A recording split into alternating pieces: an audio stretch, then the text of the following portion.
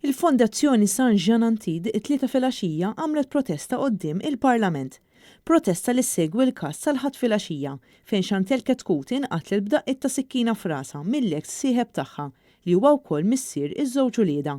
In-nies li attendew għal din il-protesta libsu l-bis aħmar, iswed jew oranġo.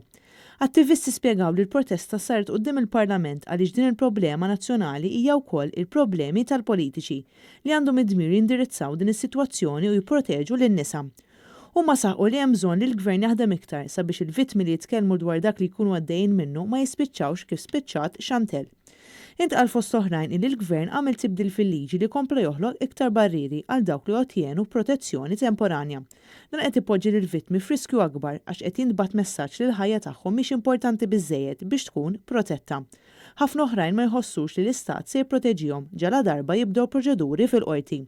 Huma sostnew li jinsabu rrabjati għall-Gvern li mhux qed ikun responsabbli biżżejjed sabiex jiżgura li dawn in-nisa jkollhom il-protezzjoni meħtieġa.